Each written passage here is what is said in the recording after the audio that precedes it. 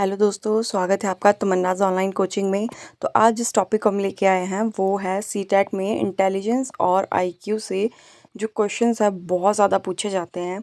लेकिन क्या आपको पता है आईक्यू एक्चुअली होता क्या है, मेंटल एज क्या है, क्रॉनिकल एज क्या है और आईक्यू कैसे कैलकुलेट करते हैं। तो आज हम इस वीडियो में जानने वाले हैं कॉन्सेप्ट ऑफ आईक्यू के बारे में, जो कि हम बिल्कुल सिंपल लैंग्वेज में जानेंगे। सबसे पहले हम जानते हैं कि आईक्यू होता क्या है। आईक्यू का फुल फॉर्म होता है इंटेलिजेंस क्वोटिएंट, यानी बुद्धि लब्धि। आईक्यू एक ऐसा स्कोर है जिसके थ्रू किसी इंडिविजुअल की परफॉर्मेंस को एक्सेस करने की कोशिश की जाती है।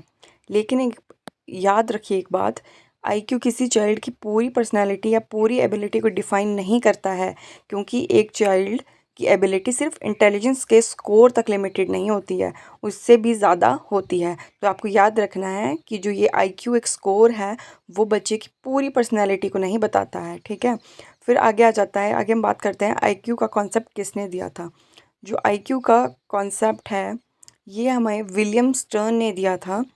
और ट्रेडिशनल आईक्यू फॉर्मूले को समझने के लिए हमें दो टर्म्स का पता होना चाहिए, जो कि है मेंटल एज और क्रॉनिकल एज। सबसे पहले हम बात करते हैं मेंटल एज की।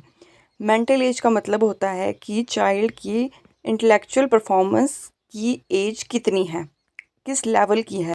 एक एग्जांपल से समझते हैं। अगर एक 10 साल के बच्चे की इंटेलेक्चुअल परफॉर्मेंस एवरेज 12 साल के चाइल्ड के लेवल की है, तो उसकी मेंटल एज जो मानी जाएगी वो 12 वर्ष मानी जाएगी, ना कि 10 वर्ष, ठीक है। तो आपको ये चीज़ याद रखनी है। उसके बाद हम बात करते हैं क्रॉनिकल एज की। क्रॉनिकल एज क्या होती है? क्रॉनिकल एज सिंपली चाइल्ड की एक्चुअल एज होती है। अगर चाइल्ड की एक्चुअल एज 10 ईयर है तो उसकी क्रॉनिकल एज भी 10 ईयर मानी जाएगी। लेकिन मेंटल एज में क्या होता है, मेंटल एज में जो बच्चे की इंटेलेक्चुअल परफॉर्मेंस है उसे माना जाता है, ठीक है। फिर हम बात करते हैं आईक्यू के बारे में। जो आईक्यू का एक टेबल है, इसकी आप टेबल देख सकते हैं।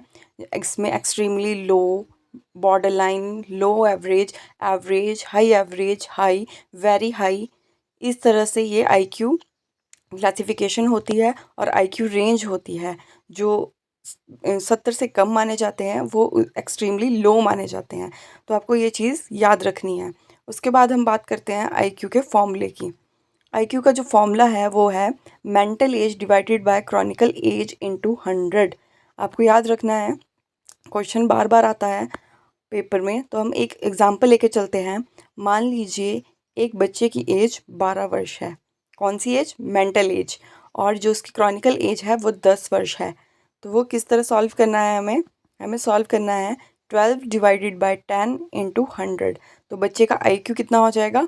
120, ठीक है। तो आपको ये चीज़ याद रखनी है। और ये क्वेश्चन है, इससे आप सॉल्व करना है और कमेंट में मुझे बताना है। बाकी मिलते हैं कल न्यू कॉन्सेप्ट के साथ। तब तक के लिए थैंक्स फॉर वॉचिंग।